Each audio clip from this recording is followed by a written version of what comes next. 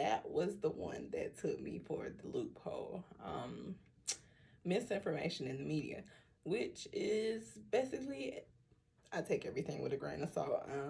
Being a liberal studies major, you learn to take textbooks with a grain of salt, the knowledge that you learn with a grain of salt, because all authors have a different purpose and a different agenda behind their content. So with video three, the information that we get told in the media is the information that they want us to perceive in a way, and they do it in a way so that we can either be scared. um I think everything is done on the news in a way so that we can have a sense of fear. um it's it's to the point now that I see the news being one good story, and then I'm gonna go talk about the rest of the things that's going on in the world that's not good. So you'll have on the news, basically, I see one good story. You'll have all of these bad stories, coronavirus alerts, all of this right now, the crimes that's going on, violence, people that died. And then you'll get the weather, and then a little bit of sports, and then the news is pretty much over. So I just feel like the news is negativity. Mass media is negative. It only sees the positive here and there with social media. So in the video three, it touched on Bill Gates, which I guess I never really been into politics like that or just researched anything about it. But I did, well, I was aware that Bill Gates didn't have any medical background, but he's pushing vaccines. How are you pushing vaccines and you're not a medical professional or have a background in that? I guess I don't understand how we believe somebody when they don't have any medical background.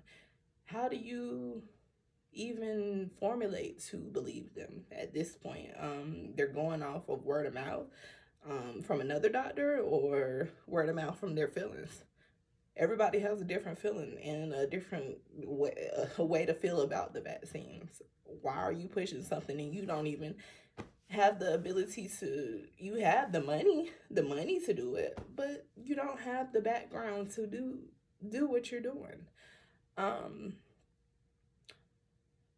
Bill Gates was the one that did a 2019 simulation in October that 65 million people were killed by the coronavirus. How? How are you simulating that 65 million people are going to die from a virus that hasn't even got contracted yet or brought up to yet? We didn't learn about the virus until March, a little bit before March, maybe the beginning of March. But how are you simulating something, a pandemic, in 2019 of October, and we didn't get let known until March of 2020? That makes no sense to me. So with Dr. Fauci, I don't know how to say his name, but with Dr. Fauci, in 2017, he told the crowd during Trump's election process that there would be a rise for a surprise for outbreak pandemic during his term. It's funny how everybody knew this passed in 2017. That's oh wow. We could have been prepared for this. We could have been getting in preparedness for this. But instead, we put the economy and everything else in destruction when we could have been prepared some months ago, some years ago, it looks like. If you can see in 2017 that this is going to go on, why did we not come up with plans to fight this, or plans to look at different viruses that could happen? I feel like we should take more consideration on doing the research. But Dr. Fauci in 2014, he wanted to stop the researches on viruses. But then in 2017, gave his money away again so that we could research vaccines and all of this stuff to treat vaccines. I guess that don't that don't click to me either. So it does sound like they want to inject us with these viruses, a certain strand of this virus, so that it can always be present, so that they can make money off of us. I feel like at this point. um, Also, it touched on social distancing with this too, from 6 feet to 13. What's the difference? If you cough and sneeze, your air droplets are already in the air. So if I walk past you and I just graze you, or if I just had coughed or 2 seconds ago and I walk right behind it 2 seconds ago, I got what you got. It's in the air. It's circulating. It's everywhere. Um, that's why coming in homes, having your mask and stuff like that. I don't really feel like the mask is doing anything either. Just for example, I have this mask on. Mind you, it's supposed to close around your nose. I don't, okay. I can move it. It's not secure. People have face masks that tie on. People have different face masks. But at the end, there's always holes somewhere. So something can be inside of there. I don't trust the face mask. I don't trust certain things like gloves. When you get done touching somebody's car after, okay, so for example, I stopped at McDonald's this morning and I ended up using my card.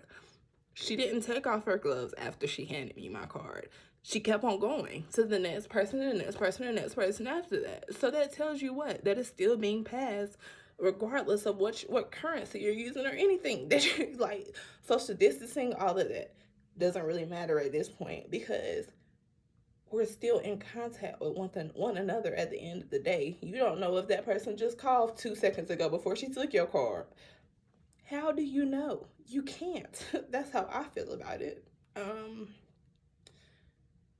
And I really found it funny with this video. It touched on civil rights. Our civil rights have been depleted ever since this virus came in. We were basically on house arrest, being quarantined. Places are closed. We can't go anywhere. No social gathering. If we're social gathering, you get fined. That's basically like a charge. So all of our civil rights are basically being took from us at this point, and basically are being handed back to us in the form of either you can do it my way or don't do it at all. Basically, that's how I look at it.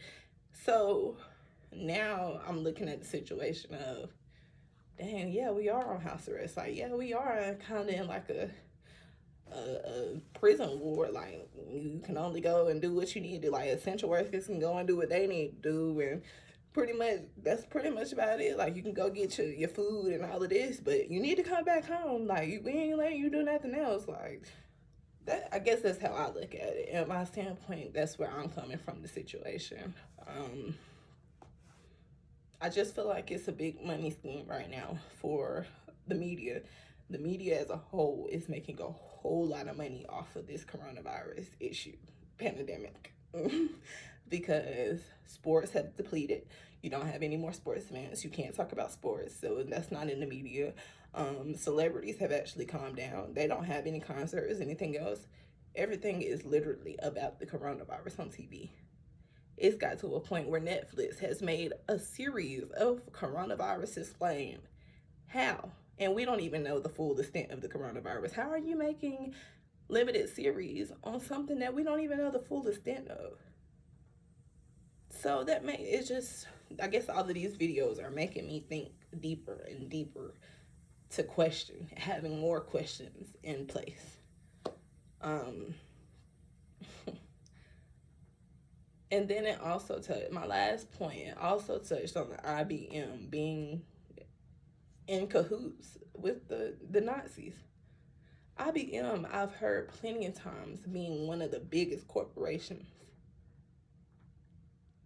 How are they the biggest and known for messing with the Nazis? How? I feel like some organizations have those background motives or background agendas that we never realized. And IBM is one of those, because I've had clients to work for IBM, and I don't even think they've known that they've, in all reality, been in connection with the Holocaust, the Nazis, and stuff like that.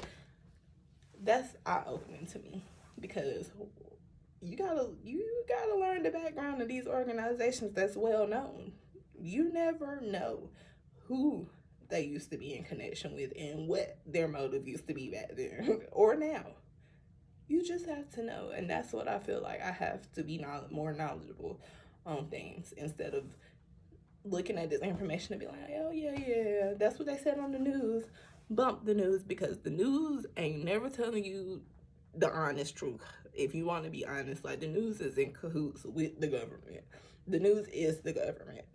they are telling you what they feel like you should hear and how you should perceive it. They're telling you how you should perceive it, basically. So yeah, the video 3 was basically an information video for the whole government.